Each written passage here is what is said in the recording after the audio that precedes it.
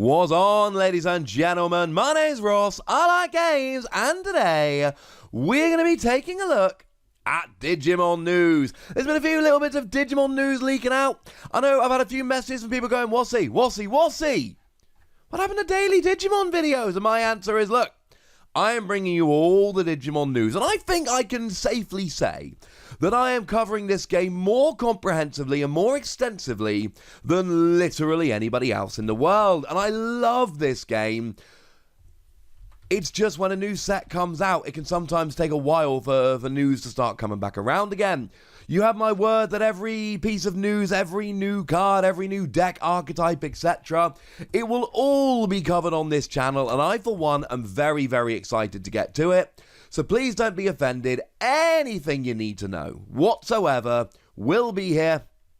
We will not always have Digimon videos every day, but I can promise you that when there is Digimon stuff to talk about, we will have Digimon videos. Now, today I want to start with some good news, and the good news is that the initial batch, call it what you will, of New Evolution just completely sold out. Over on Japan You Want and other websites, they are now selling the second batch, the second printing of New Evolution. Why is this good news? It means the game is doing really well. It means that the game is being extremely successful. Does this mean it's coming over to UK, US, Europe, etc.? No, not yet. But make no mistake about it, ladies and gentlemen.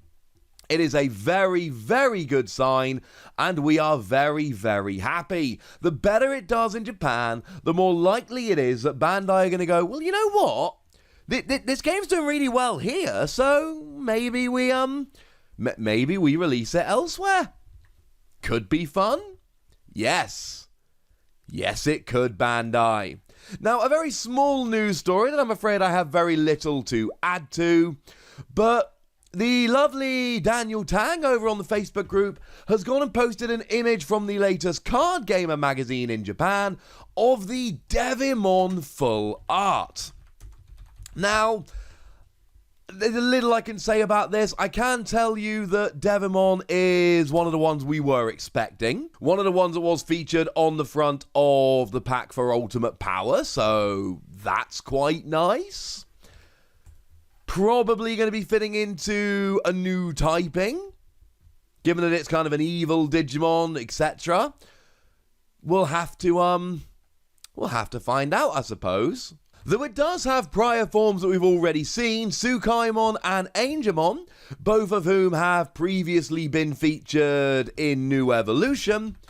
They are prior forms of Digimon, so you never know. You never know, ladies and gentlemen. Right, what else do we have here? Ultimate Power. That is a new set which is coming out. We have a little bit of information about Ultimate Power. Not a huge amount of new information, I'm afraid. We got a better look at the booster pack now. You can see Digimon right at the top left there.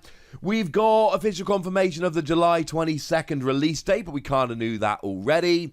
You are getting 6 cards in a pack for 180 yen, which is the same as it was for New Evolution. There are 112 cards. We talked about this before. That means there are 3 fewer than we had for New Evolution. And they are split up into 44 common, 30 uncommon, 26 rares, 10 super rares, and 2 secret rares. So again, it is those real top level cards. There are going to be a few of them just on the top that are going to be significantly more expensive than the rest. It's pretty much just confirmation of what we knew before, but I am getting very, very excited. Very excited. And here's a really cool thing, right? I know the Digimon videos have slowed down a little bit as New Evolution was released. We've looked at every single card. We've looked at a bunch of archetypes. Don't worry, I've got a couple more decks to show you over the next few days. But this entire 112 card set is releasing in 1 month and 16 days. Like 7 weeks. Yeah. You know they're going to have to start dropping spoilers soon, ladies and gentlemen. And you should know by this stage, but let me make it explicit just in case. As soon as spoilers start appearing for Ultimate Power, you have my word that I will be there giving you all the information you need. It's kind of my thing, ladies and gentlemen. It's kind of my thing. So some nice little news, some happy news to start off with. We've also got some ruling updates. There have been a couple little updates to the rules, and these are very, very important, right? If you want to play the game, if you want to get involved, it is fairly important to keep up to date with the rules. So, Gravity Press then. That is a card that came around as one of the red cards in New Evolution, and we have had some confirmation, etc. on the rules. Now, for those of you that may have forgotten, it is a zero-cost option card. You get 2 memory now, and then you lose 2 memory at the end of your turn. So you don't pay anything to play the card, but you're essentially borrowing memory. The thing is, we also can borrow memory using a whole bunch of cards. Each of the typings actually do have a card that allows you to borrow memory for now and basically just give it back later. So, in the red deck, or the red typing, we'd be looking at Metal Greymon, for instance. When you attack, you gain free memory, and at the end of your turn, you lose free memory. So then, of course, one of the questions here is, well, how does this actually work? Well, let's go for it, shall we? So what we essentially see is, first you declare you want to pass the turn, so you put free memory on your opponent's side in order to pass the turn. Or indeed, you play a card and blah, blah, blah, it goes to your opponent's turn. Then the memory borrowers part of the effect activates. You get -3 or -2 for each memory borrower skill used, depending on which card you used, and then you pass the turn. Now, I know a lot of us thought it worked this way anyway. Now, the lovely Jason Snowjacks, one of the wonderful moderators on the Facebook group. If you're not on the Facebook group, get on there. We should all be thankful to Jason Snowjacks. Him and the other moderators on that group do a wonderful, wonderful job. Not every game is blessed with a group with awesome moderators. Digimon is. Let's make sure we give them some love. But essentially, some people were thinking what you could basically do is pass your turn while you had lots of memory. Then the memory borrower's memory would be returned, i.e. if you had 6 memory and you had played Gravity Press and attacked with Metal Greymon, then you would pass the turn, then the memory borrowers would activate, putting you down to 1 memory, then you would pass and your opponent would start the turn with free memory. It would be a wonderful cheat, but no. That is not the way it works. You pass, your opponent has free memory, and then Gravity Press puts it up to 5, and Metal Greymon puts it up to 8, which is all to say, if you want to be using these memory borrowers, you have to be very careful. Although, one more time, I've said this a few times, do remember that these cards still work with the hard cap of 10 memory. Which is to say that if you use these, and then you play a really expensive card, I mean, let's stick in red and say something like War Greymon as a 12 cost, and then your opponent gets to 10 memory, then the memory borrowers can't give the memory back, because your opponent already has maximum memory, and there is a way to cheat it in that regard, and this amuses me greatly. Now, there have been some other little rule updates. The rulebook did get updated, and there are just a couple of things that are clarified.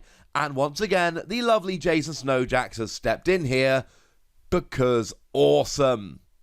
So a couple things then. Rested Digimon stay rested after evolution. This is very important, of course, because in order to attack a Digimon, they must be in rest mode. So you clearly want them in rest mode. When they evolve, they stay in rest mode. This is good. Also, right, it would be kind of cheating if you could use a Digimon, now it's at rest, evolve it, now it's active, now I use it, now it's at rest, and keep evolving it. That would be broken. You can attack after evolving, but it doesn't get rid of summoning sickness. I.e., you can evolve an attack, that is fine. But if you play and then evolve in the same turn, you can't, because you cannot attack the turn you play a Digimon, and that counts even if you have evolved them after playing them. Digimon in the raising area do count for the option card requirement. Now remember, there is a rule whereby if you want to play an option card, you must have a Digimon or Tamer on the field of the same colour. So if you want to go and play yourself a Scrap Claw, but the only red card you've got in play is a Yokomon in your raising area, you're absolutely fine. The raising area, you cannot use skills in the raising area. You cannot use skills on Digimon in your raising area. You cannot attack Digimon in the raising area or attack from the raising area, but it does still count for the purposes of playing option cards. Digimon moving from the raising area to the battle area are not played. They are moved from the raising area to the battle area. So, for instance, if you evolve into a Skull Greymon in the raising area and then move out, you do not get to destroy a Digimon with blocker. And this has to be the rule, right? Because if this wasn't the rule, then you could get Skull Greymon way cheaper, leave it in the raising area, wait until your opponent was rolled, and then just bring it out and smash, and that would be, no. That would not be good. This has to be the rule, but it's nice to have the clarification.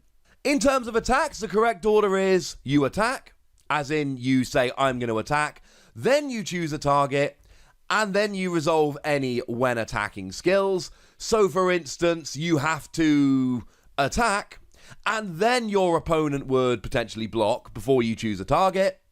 And then any when attacking skills would resolve. So if a blocker was used, it would be too late to do anything else, even if you were hurt by when attacking skills.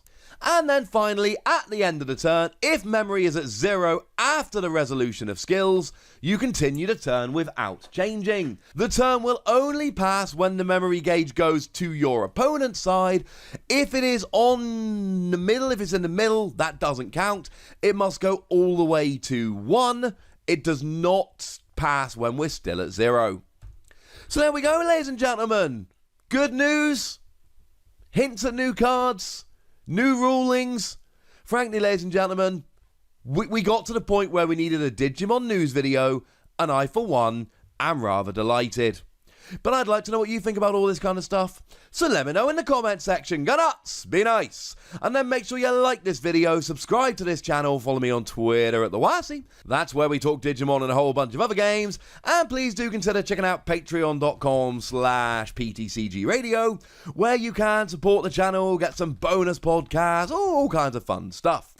But by far the most important thing, as always, look after yourselves till next time, would ya? Thank you very much for watching. My name's Ross, and you've been watching Wossy Plays.